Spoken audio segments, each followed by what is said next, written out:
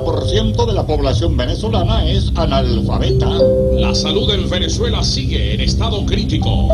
Miles de automóviles se pierden semanalmente un caucho por los huecos de las autopistas. Peligra el año escolar de miles de estudiantes por huelga de docentes. Ya es hora de que reciban tu señal. Esto no se arregla con abstención ni con golpes, sino con democracia. Dale al voto.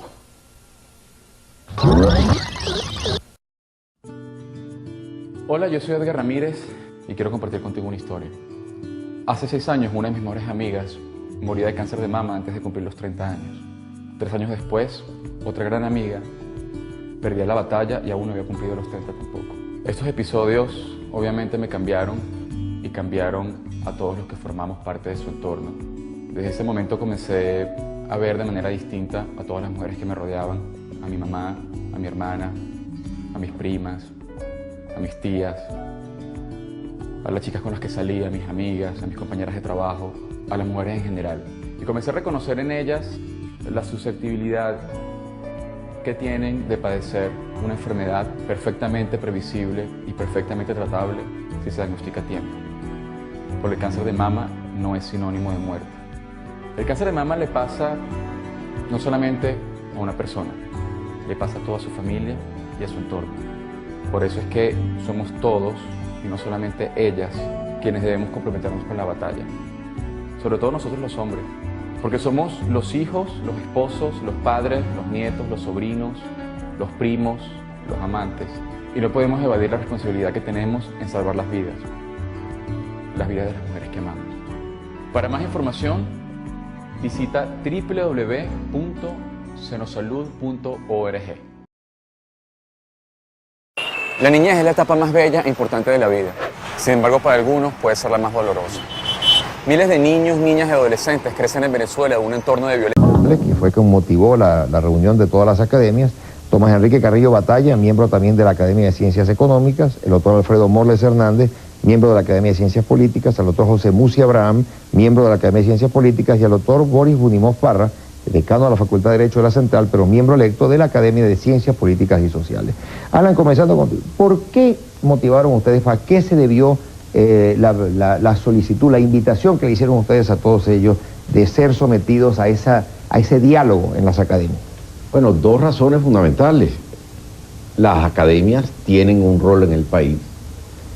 En el caso concreto de la Academia de Ciencias Políticas y Sociales, por su propio nombre, implica que tiene por función el promover el conocimiento de las ciencias sociales y todo lo que pasa en política.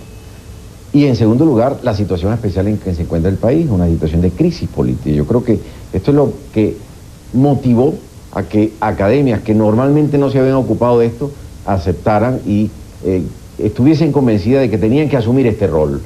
Y por eso la invitación a los candidatos. En realidad tú dijiste a los principales candidatos, yo quisiera acotar, esto lo organizamos hace mes y medio, y por tanto eran a los candidatos que en ese momento estaban. Bueno, luego han salido muchos otros. Claro, son los 7, pero los 7 principales. Eso es lo que dicen las encuestas. Exacto. Pero la razón fue que eran los que estaban ya en la campaña. Tapete, pues en campaña. Sí, pues. En el tapete. Las exposiciones fueron muy importantes, yo creo que tomaron con seriedad la invitación, y eso también tenemos que agradecer las academias, expusieron sus programas políticos. En mi criterio, y creo que aquí todos opinaremos a título personal, porque la academia como tal asumió la iniciativa de invitarlos, pero sí, no puede emitir una opinión ni vayan a creer porque le estamos haciendo un examen directo y que le van a dar notas además. Claro. ¿No? Pero aquí sí vimos concreto la posición de los distintos candidatos sobre los temas fundamentales del país, sobre todo desde el punto de vista político, que es lo que yo pienso. Y que yo siento, doctor Burr, que como no hay ningún miembro de la Academia de la Lengua, hay aquí muy buenas lenguas, hay 5 lenguas muy importantes del país para que nos digan un poquito cómo se portaron, ¿no? Está bien. Yo diría que mi evaluación general toca los 2 aspectos centrales del proceso político venezolano democrático actual. Un poco tú lo mencionaste al inicio. La democracia es nuestro reto, que debe continuar. Ese es el principal elemento.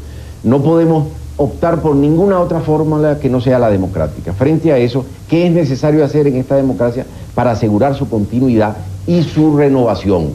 2 elementos en mi criterio. Cuando se le habla de un sistema caduco, pues que es un sistema que ya Lo que está caduco es el sistema político, no la democracia. Okay. Y yo creo que eso es bien importante, porque el discurso que antidemocrático, sí, señor, ha sido contra la democracia, pero realmente no es la democracia la culpable de los males, es el sistema político que optamos por operarlo de un sistema de Estado, de partidos. Eso es lo que está caduco. ¿Cómo sustituirlo?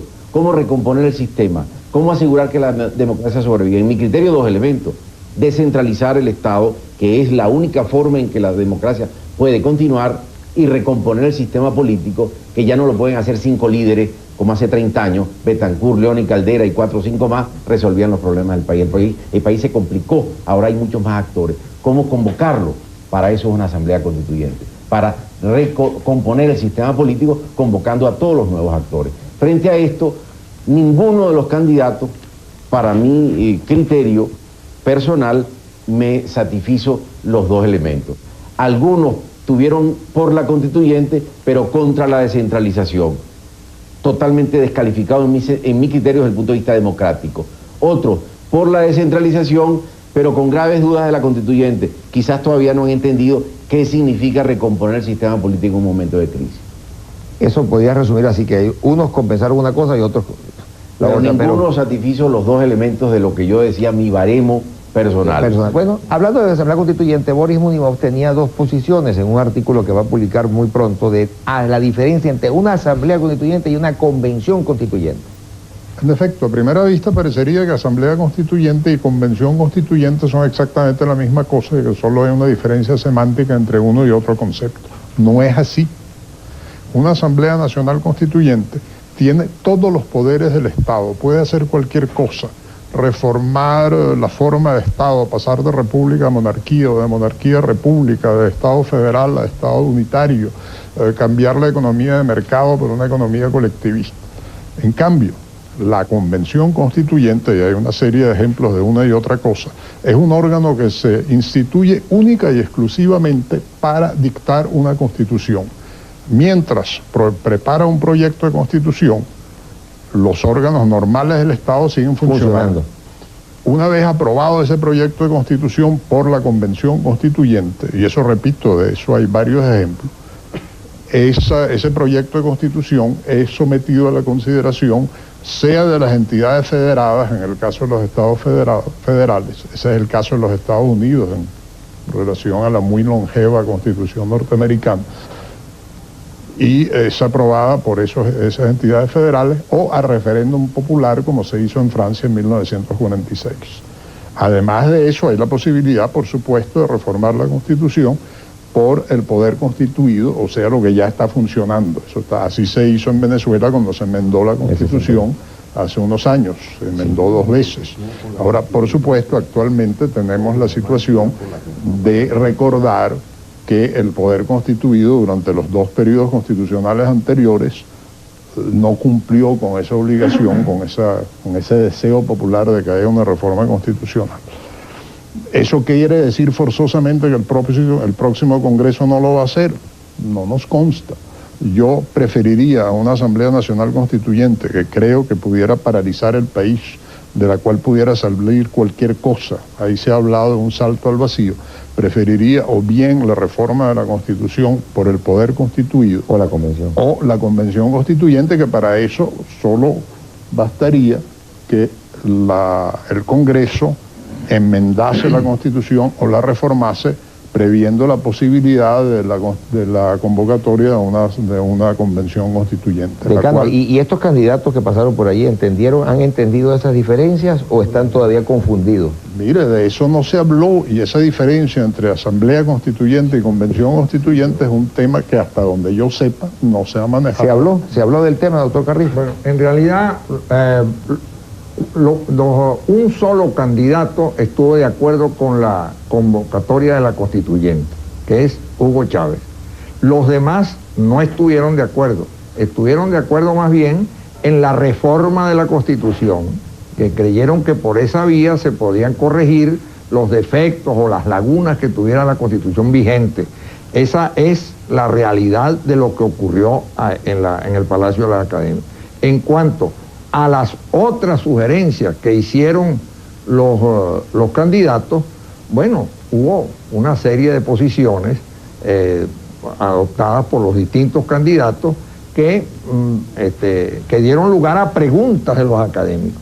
Por cierto que es bueno hacer notar que ahí no hubo un diálogo, que no hubo una controversia. Lo que hubo fue exposiciones de cada uno de los candidatos Preguntas y respuestas. y luego preguntas por los académicos que dieron lugar a respuestas de los candidatos. Pero no hubo un diálogo. Y es más, después de las respuestas de los candidatos, no hubo una contrapregunta, no hubo repregunta. Analizando de esa forma, doctor Musi, usted que vio a los candidatos, pues se puede hacer una evaluación. ¿Dónde estamos parados nosotros ahorita con los candidatos que tenemos? ¿Tienen programas, tienen planes, son serios en lo que hacen o están nada más que demagógicamente hablando como han hablado toda la vida los candidatos? Bueno, yo quiero reiterar que lo que yo voy a opinar no es opinión de las academias, sino opiniones personales. Eso queda claro. Y además, en mi concepto, opiniones objetivas. Y como acaba de decir el doctor Carrillo, las exposiciones tenían lugar en primer término y ulteriormente las preguntas, sin réplica. Entonces yo voy a emitir un juicio sobre cada uno de ellos. El primer conferenciante fue el señor Luis Alfaro Ucero. Tardó como 20 minutos en su exposición. En mi concepto no dijo nada, lo cual no deja de ser un esfuerzo, utilizar 20 minutos para no decir nada. Las preguntas... A veces cuesta más eso que decir algo. Las preguntas las respondió en una forma muy impropia, demostrando un gran desconocimiento de las diversas materias sobre las cuales versaban dichas preguntas. Realmente pues su actuación fue muy pobre, muy pobre. El segundo expositor fue Chávez. Chávez, sin lugar a dudas, es un líder popular, un líder de barrio, un hombre gritón, estentóreo, pero llevó un discurso sistemático. Se ve que prácticamente en su exposición iba desglosando los elementos de un cuadro sinóptico, de manera que tuvo un discurso corrido, fácil y sistemático, repito, organizado.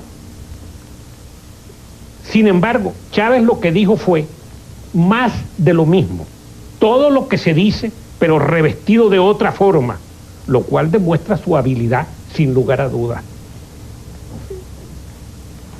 Además, en el caso concreto de Chávez,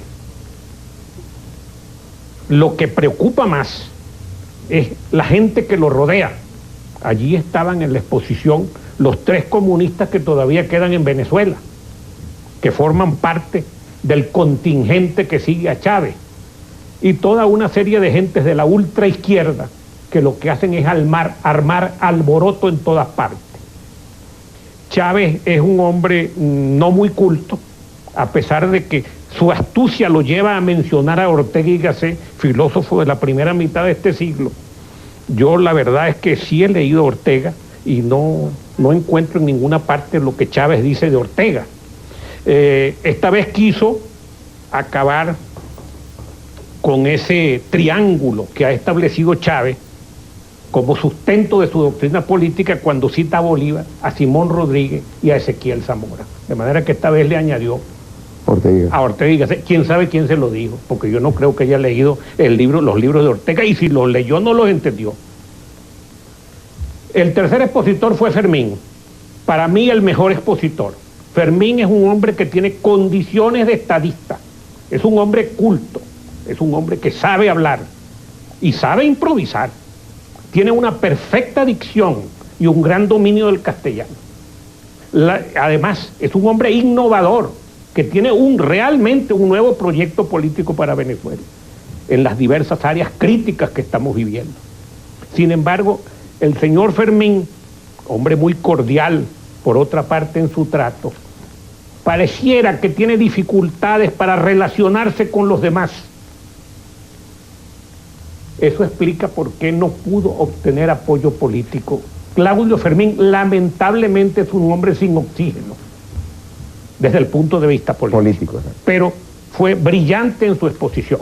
Creo que todos los académicos con quienes he hablado están contestes con ese criterio. Después vino la señorita Irene Sáez Conde. Bueno, para mí es una persona que no tiene conciencia de sus limitaciones. Yo no sé cómo aceptó ser candidato a la presidencia de la República. ser candidato a la presidencia de la República no es cualquier cosa, ni Chacao es la presidencia de la República. Además tiene confusiones sumamente graves, como por ejemplo la equivalencia que establece entre un primer ministro y el administrador de una alcaldía. Pero son cosas insólitas. Y todo lo que dijo fue prácticamente una ensalada. A las preguntas respondió mezclando todo. De manera que yo no creo que tenga ni remotamente condiciones para desempeñar el cargo al cual ella aspira. Después vino mi conterráneo, el doctor Salas Romer, hizo una exposición que en mi concepto fue la segunda en aceptación, después de la de Fermín. Tuvo un discurso coherente, serio, demuestra ser un hombre culto, un hombre informado y un hombre con experiencia de gobierno. De manera que ojalá en Venezuela hubiéramos tenido un debate de candidatura entre Fermín y Salas, que hubiera sido sumamente interesante. Lamentablemente, repito, Fermín no tuvo o no tiene ningún apoyo. Me voy a referir por último a la exposición del almirante Muñoz. El almirante Muñoz no tiene ningún programa político, él mismo lo reconoció. Dijo que cuando él llegase o llegara a la presidencia de la República, convocaría a los mejores talentos para que le dijeran qué va a hacer. De manera que realmente yo no sé a qué fue a la academia, porque él no tiene ningún proyecto político. Por otra parte, mezcló y confundió casi todas las preguntas que le hicieron. Por ejemplo, cuando le preguntaron sobre seguridad social, entonces se refirió a la seguridad ciudadana y a la policía. Son cosas realmente inadmisibles. De manera que para mí su exposición fue lo que llaman los españoles un gazpacho, una mezcla de todo. De manera que ese es más o menos el criterio que yo tengo sobre las exposiciones de los candidatos. Ahora, doctor Morles, usted hablaba antes de una ficción, y le agradezco mucho su opinión, porque además eso nos da pie para discutir después otras cosas. A lo mejor no mencionar a los candidatos, pero sí saber qué dijeron y cómo nos vamos a enfrentar nosotros al futuro. Pero usted hablaba de que la ficción constituyente o la ficción constitucional. La invitación que hizo la Academia de Ciencias Políticas se inscribe dentro de un determinado contexto muy bien definido por el presidente Alan Bruer Carías. Venezuela se encuentra en una crisis terminal de carácter político, también de carácter económico, y de ese cuadro forma parte lo que se llama por los constitucionalistas la ficción constitucional. En primer lugar, no hay duda, creo que hay consenso sobre eso, en que el sistema político que se adoptó a partir de la Constitución de 1961 y que se inicia antes, en 1958, colapsó. La gente no desea que continúe el sistema actual. En consecuencia, hay que relegitimar el sistema político que tenemos dentro de la democracia. En segundo lugar, este país está compuesto de ciudadanos que han sido incapaces de manejar la situación económica. El doctor Uslar lo ha resumido muy bien. Los venezolanos han tenido la habilidad de malgastar el equivalente de 20 planes Marshall y los resultados están a la vista. La pobreza que tenemos es una de las más altas de América Latina. Entonces, si se agotó el sistema político, si el sistema económico que se encuentra definido en la Constitución también ha permitido el desastre económico que hay, a eso se agrega además la ficción constitucional. Hay una desproporción, una falta de correspondencia entre el elenco de derechos y garantías que están mencionados en la Constitución, el derecho a la vida, a la salud, a la educación, a la seguridad, a la vivienda, a la protección a la mujer, al niño y al anciano, y la realidad. La desproporción es tan enorme que, bueno, las cifras publicadas por la Fundación Cavendes en estos días respecto a la pobreza que existe en Venezuela demuestra que nada de lo que existe en la Constitución tiene correspondencia con la realidad. Entonces, ese cuadro, la necesidad de recomponer el sistema político, la necesidad de definirle al Estado un papel en el contexto de la economía y la necesidad de hacer un elenco más moderado de derechos con énfasis en los deberes de los ciudadanos y no en los derechos, evidentemente que componen un cuadro que requiere la reunión del pueblo, la reunión de la gente alrededor del diseño de una nueva Constitución. De eso no hay duda. Ahora, le dicen los candidatos a la gente, ustedes le pueden hacer campaña exigiéndole los deberes que tienen para con el país, más que los derechos que generalmente se les ha dicho. Evidentemente Ahí que hay una desproporción y posiblemente los candidatos no van a hacer uso, pero esa es la realidad. Bueno, ya hablaron los 5 invitados esta noche, vamos a comenzar la discusión. Apenas regresemos, amigos, para seguir analizando las presentaciones que hicieron los candidatos presidenciales ante las academias nacionales. Ya volvemos. Continuamos, amigos, este diagnóstico que están haciendo de alguna forma la presentación que los candidatos hicieron ante las academias, el doctor Unimón. Bien, yo diría que estamos todos de acuerdo, los que estamos aquí, y está de acuerdo la opinión nacional en que hay que hacerle unos cambios a la organización constitucional. No solo los que se mencionaron, sino otros. Por ejemplo, no se ha dicho nada sobre la conveniencia de ir a una segunda vuelta electoral. Es decir, una serie de preocupaciones que hay en relación a la actual situación no estarían presentes en el país si hubiera si las elecciones se hiciesen en 2 vueltas. No tener presidente con apenas un 10 o un 12% del electorado apoyando. Hay otras cosas que habría que cambiar. Se han hecho algunas proposiciones. Por ejemplo, hubo la propuesta de instaurar un sistema que le diese el centro del poder a un primer ministro.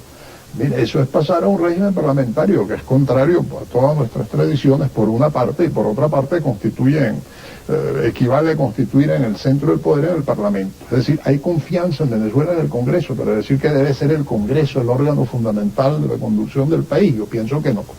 Pero en fin, hay convicción de que hay que hacer determinados cambios. Lo que hay es dudas respecto al modus operandi de esos cambios. El doctor Morles decía hace un momento que hay mucha gente entre los políticos que le tiene miedo a una convocatoria de una constituyente con poderes absolutos. Y yo confieso que yo me cuento entre los que tienen miedo a esa situación.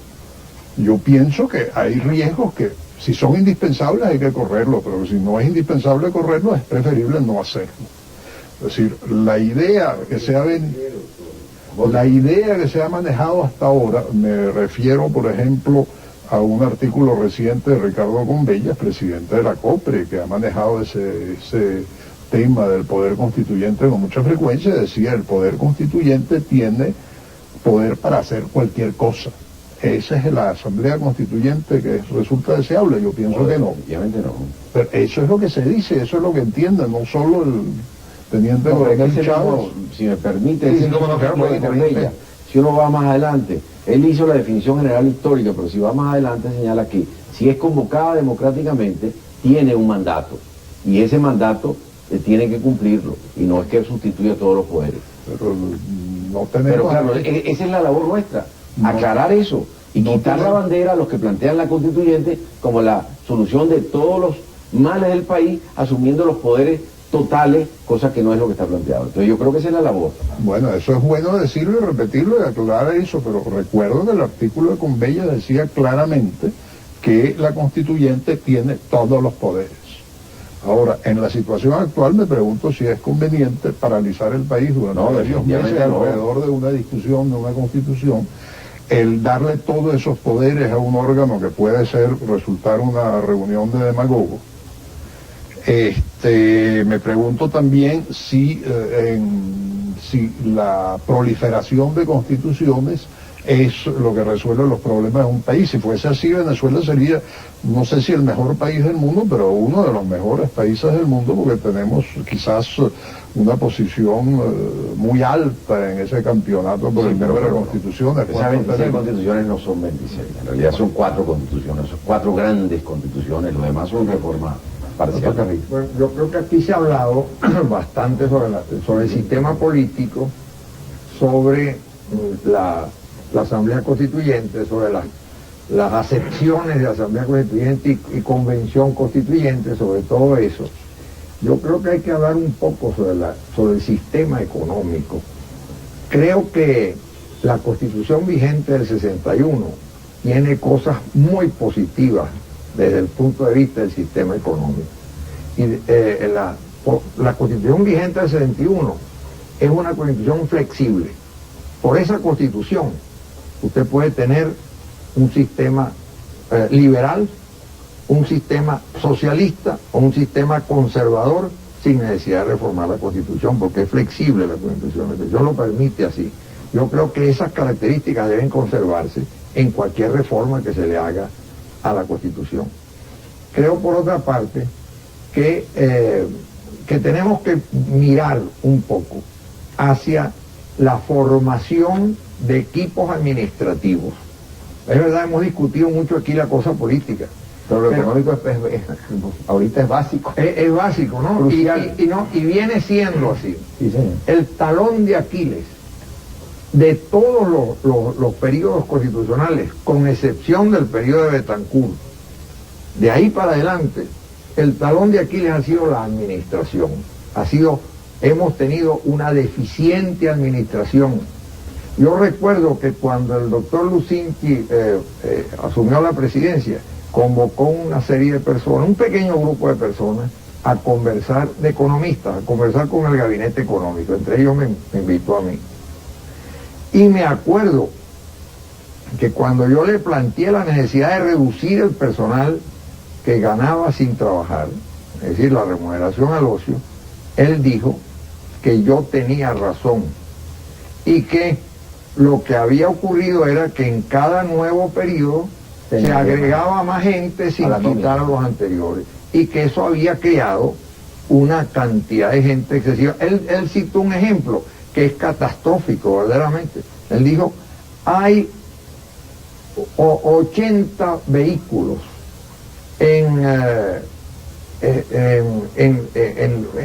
adscritos a Miraflores, y esos 80 vehículos tenían tres turnos de choferes.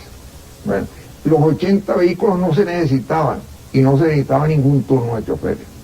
Y el número de vehículos que tenía la administración en esa época, que él recibió, era tal que había más de 300.000 choferes que ellos no trabajaban porque los tenían en turnos que no eran necesarios. Bueno, eso lo dijo él ahí.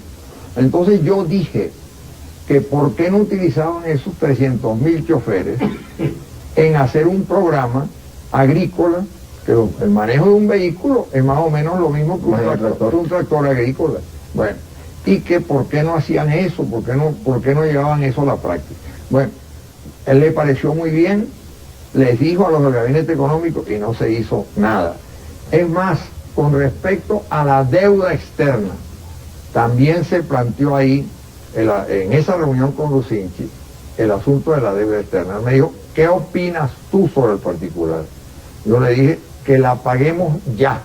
No, que dijo el ministro de Hacienda, es que no hay dinero. Le dije, sí hay dinero. Hay 14.000 millones de dólares.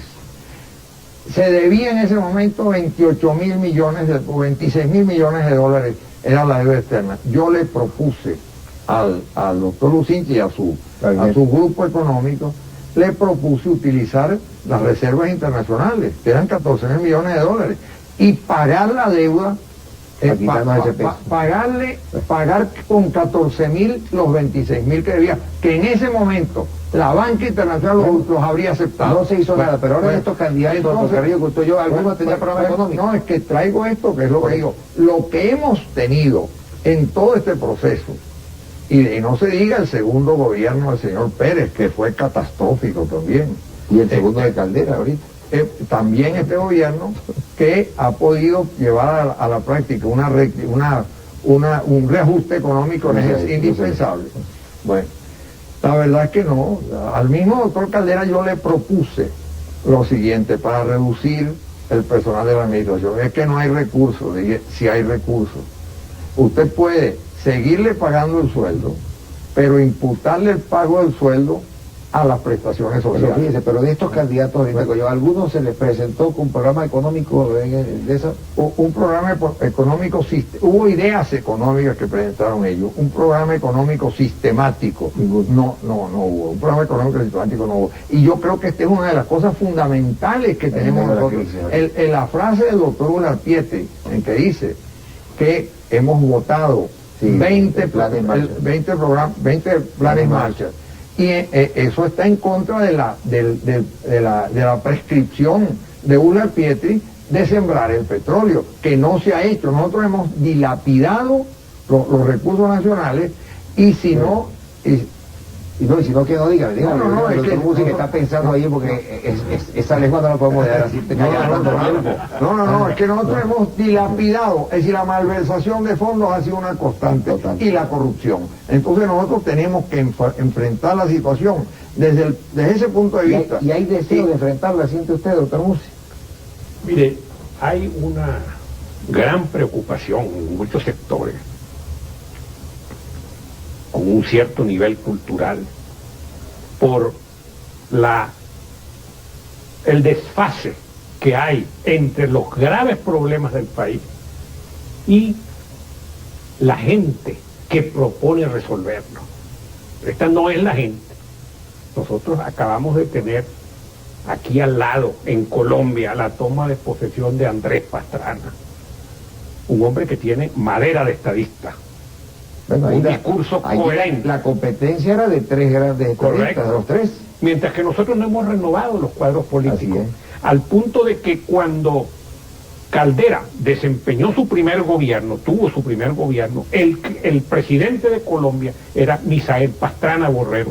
El padre de este muchacho, sí, señor. Y ahora Caldera, a los no sé cuántos años, es presidente por segunda vez, y el presidente de Colombia tiene 44 años. El primer ministro de la Unión Soviética tiene 35 años. Déjame, en refuerzo de lo que tú estás diciendo, y volviendo al tema, que creo que es un tema que tenemos que seguir insistiendo por todas partes, eso es producto de la constituyente colombiana. ¿Por qué? Porque sirvió para renovar el cuadro político y la clase política de ese país. Todos esos candidatos y los presidentes, después de Gaviria, Samper, Pastrana, todo esto es una nueva clase política. Eso fue producto de esa renovación. ¿Que no resolvió todos los problemas? Por supuesto que no. Además, un país con otras características. Pero produjo ese elemento, la renovación de la clase política. Los que vengan van a enfrentar un verdadero iceberg. No es la punta del iceberg, es el iceberg completo de un gobierno que ha sido permisivo. Este gobierno ha permitido todo, hasta gente desnuda en la calle. Dicen que eso no es contrario a la moral ni a las buenas costumbres. Lamentablemente... Bueno, se pintaron de azul por lo menos. A mí me educaron de otro modo. Eso por un lado. Después, ha consentido en todos los aumentos de sueldo que se han solicitado para evitarse problemas. Como todos los gobiernos. Sí. Pero especialmente en medio de la crisis. Este es un gobierno que lo han arrinconado al punto de que ha convenido en unos aumentos que no puede pagar después. De manera que quienes vengan... ¿No va a poder pagar quien venga? Bueno, yo creo que tampoco los podrá pagar.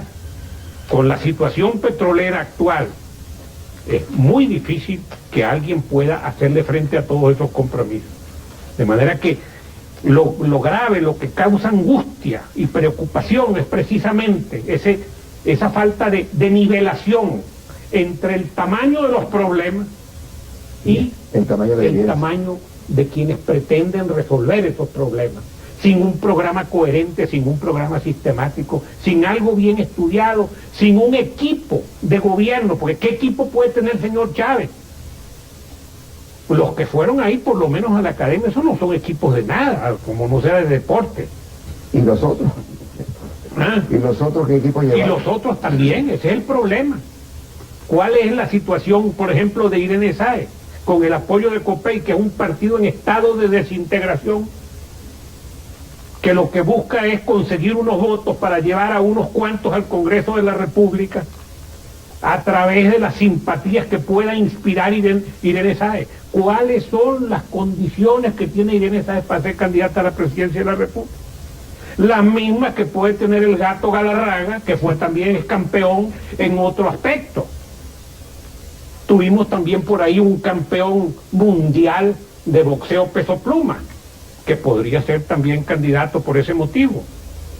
De manera que hay una irracionalidad en la formación de estos grupos políticos que pretenden gobernarnos.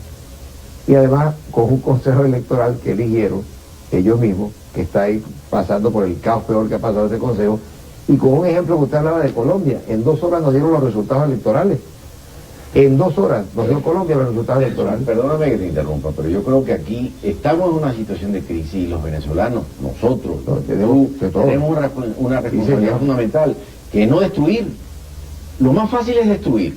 Es decir, Si se trata de criticar a todo el mundo, aquí podemos, pero pasa horas, motivos para... Yo creo que aquí el rol nuestro, y por eso la convocatoria que hicimos a la academia, es tratar de revalorizar el discurso político y nosotros mismos empezar a plantear, asumir el papel que tenemos cada uno en esta democracia y asumir, presionar para que estos señores, que lo hicieron bien, lo hicieron regular, lo hicieron mal, puedan empezar a cambiar su propio discurso. Enmendar la plana de su discurso. Y plantear los temas centrales que hoy tenemos hacia futuro para salvar la democracia. Esa es la meta fundamental de todo. Entonces yo creo que es bien importante que el discurso nuestro, el de los medios, el de los propios candidatos en sus programas, nosotros tengamos que seguir presionando para que se cambie, que se entienda qué está pasando, porque muchos no lo entienden, que se entienda cuál es la situación de crisis y puedan tomar las decisiones que el pueblo está reclamando, que el país en general está reclamando. Bueno, a eso contribuye la crítica ácida.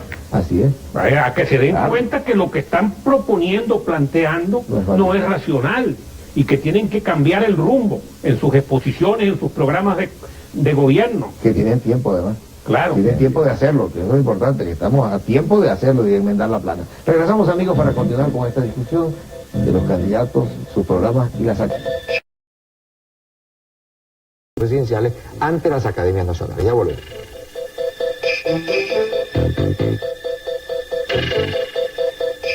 Continuamos, amigos, haciendo esta discusión sobre la intervención de los candidatos presidenciales ante las academias. Pero antes de continuar, debo decirles que le vamos a dar un descansito al Voz Populi por unos meses, por una razón. Desde el próximo lunes, Dios mediante, estaré yo en las mañanas de 6:30 a 7, de lunes a viernes, haciendo entrevistas en campaña política. Así que vamos a empezar, hay bastantes candidatos de todos para entrevistarlos a partir del lunes. Así que por eso les estoy echando el cuento de que le vamos a dar un descansito a Voz Populi hasta que termine diciembre, pues hasta que pasen todas esas elecciones por lo menos. Bueno, doctor Buren, haciendo análisis ya. Hacer una precisión. Ya hemos oído estos comentarios de mis colegas académicos. Bajo el ángulo de la situación política, volver al tema, que yo creo que es lo importante globalmente, es decir, la oferta que plantean los candidatos frente a la situación política de grave crisis, como también el doctor Morles acaba de decir. Y poner un énfasis, doctor Buren, y lo interrumpo para decirle, ¿hasta dónde nos siguen presentando solamente diagnósticos los candidatos? Y eso es importante que lo digan después ustedes. Hubo demasiado diagnóstico en estos días, pero solución política a la crisis no era un tema central. Las encuestas nos plantean que el país quiere cambio, es la mayoría, 80 y tanto por ciento cambio, y la misma proporción en libertad. De manera que aquí hay un tema central que es, todo el mundo quiere cambio, pero en libertad, democráticamente. La gente no está por un autoritarismo, ni por la pérdida de la libertad y los derechos fundamentales. Frente a eso, la opción, vuelvo a señalar lo que dije al inicio, es por la democracia. El país quiere, si quiere cambio en libertad, lo que quiere es que siga siendo un país democrático. ¿Cómo lograrlo? ¿Tienen conciencia realmente los candidatos de cómo lograrlo? Yo tengo esta posición clara. La historia universal y la situación del mundo muestra que no hay democracia occidental consolidada después de la Segunda Guerra Mundial sin haberse descentralizado. Es un dato. Las democracias, para poder sobrevivir, se descentralizan, transfieren el poder hacia abajo. Hasta Tony Blair, la primero que hizo al llegar al primer ministro fue plantear la elección de los parlamentos en Escocia y en Gales y en Irlanda, o sea, descentralizar. De manera que el discurso de la descentralización es esencial desde el punto de vista democrático. Me extrañó en estas presentaciones, primero, que el señor Chávez está totalmente en contra de la descentralización, es decir, no entiende la democracia, en mi criterio. Otros candidatos plantearon a favor de la descentralización como Salas y Sáez, pero porque vienen del proceso de descentralización y les es más fácil. Me extrañó que ni Alfaro ni Fermín se hubiesen planteado directamente a favor de la descentralización, sino muy morigeradamente.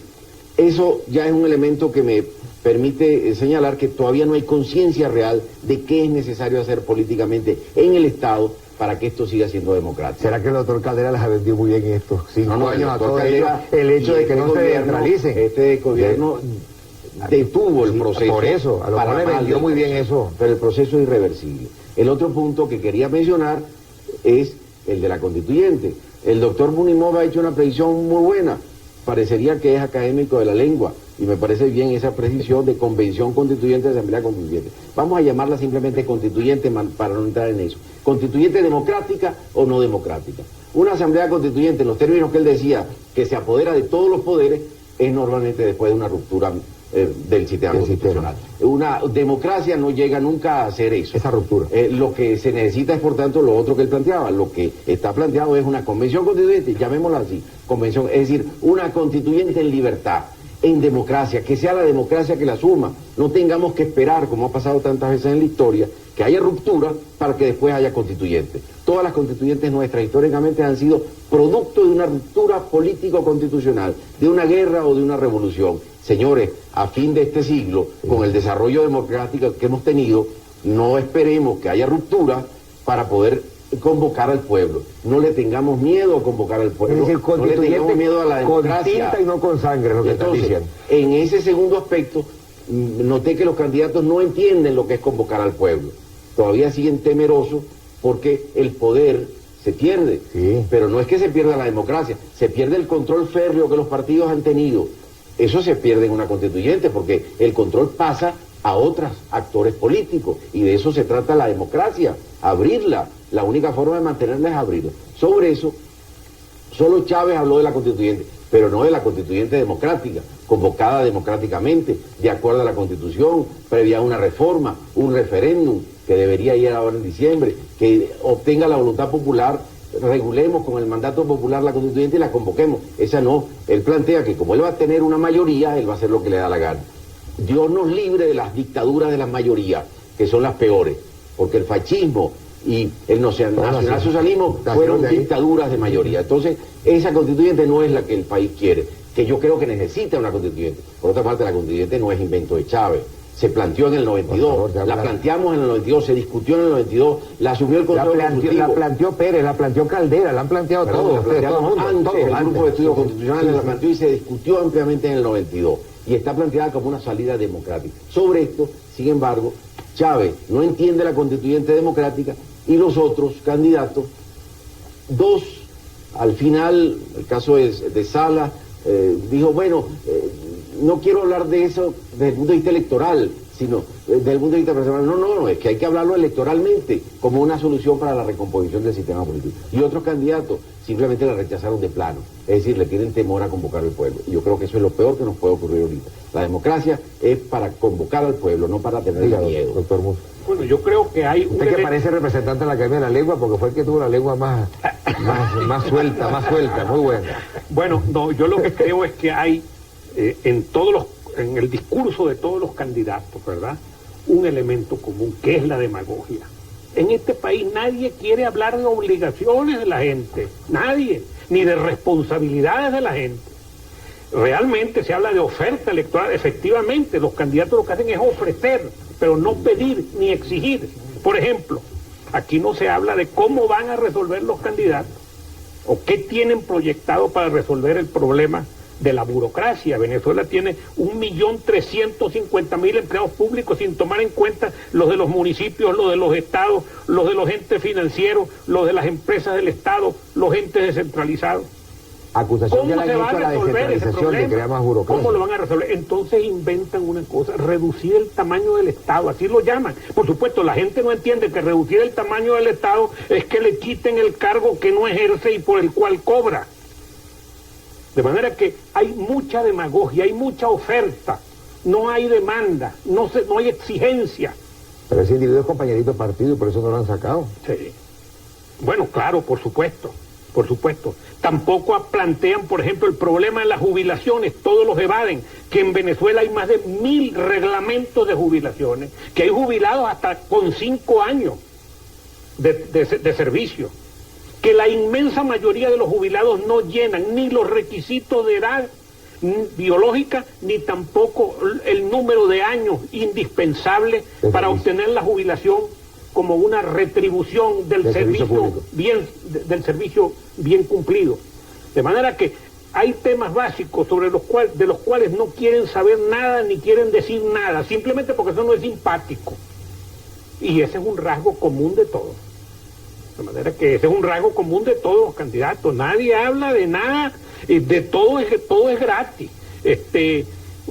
todos son favores del Estado hacia la ciudadanía. El Estado seguirá dándoles. Pues. El Estado seguirá dando en un Estado que no tiene con qué pagar. Que está caótico.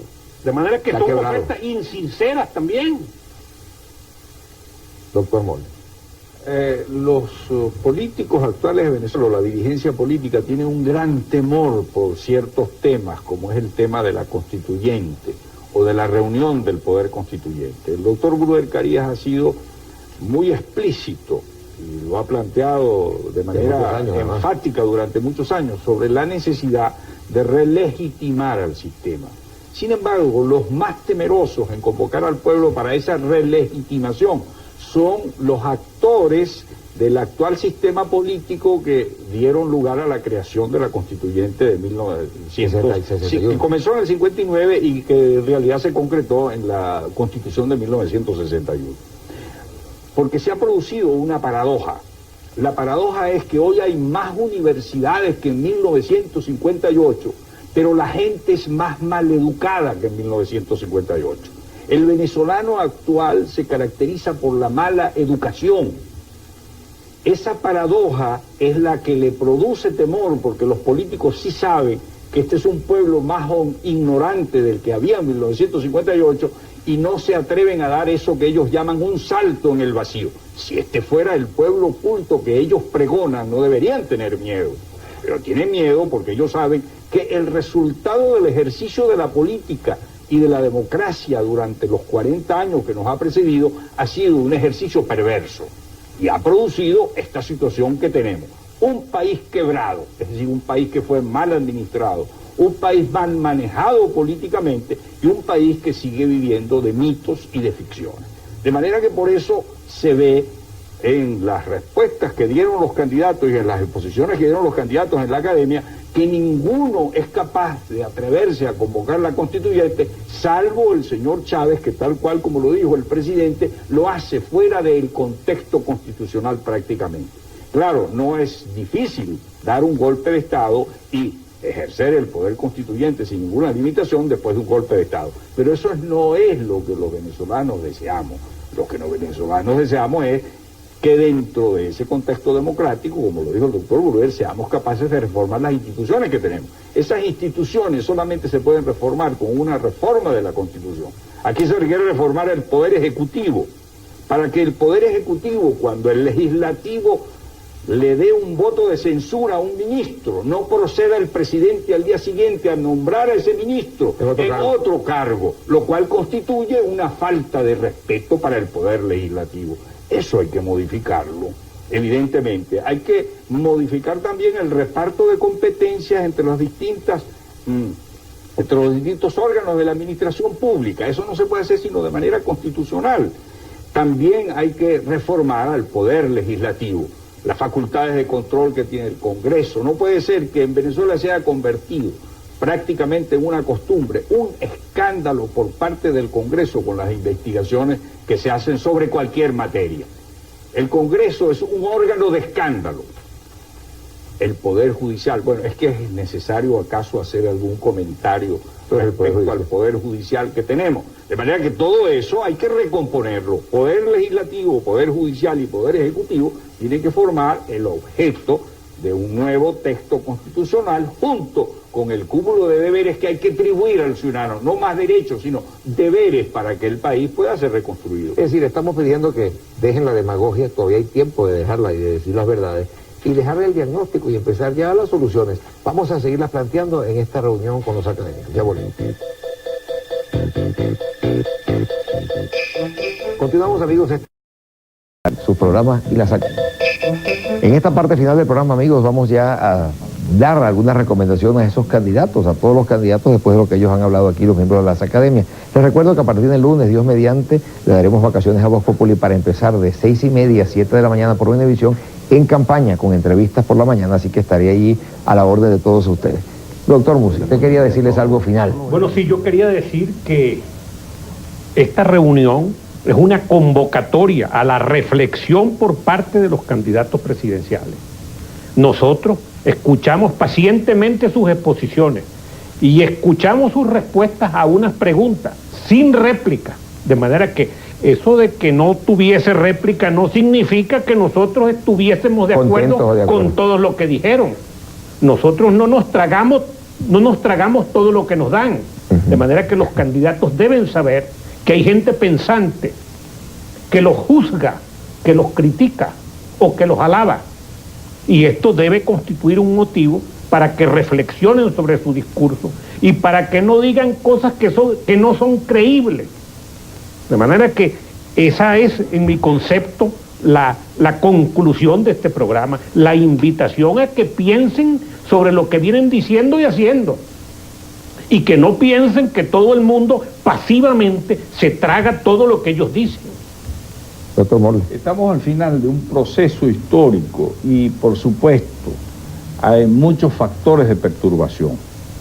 Quienes van a hacer los cambios no van a ser probablemente estos candidatos presidenciales, pero si fueren ellos los que van a producir algunos cambios, necesariamente tendremos que conformarnos con unos cambios que serán muy parciales y muy modestos, porque la situación no permite optimismos irracionales, ese tonto optimismo de que el venezolano es el mejor de todos los pueblos, ese tonto optimismo para ganar votos que los políticos venezolanos durante los últimos 40 años le hicieron creer a la población y se lo repitieron. Y lo grave es que lo siguen repitiendo. Sí, lo siguen repitiendo. De manera pues que yo soy muy moderadamente optimista, por no decir pesimista, porque es muy difícil en la situación actual llevar a cabo algunos cambios razonables, pero evidentemente algo hay que hacer.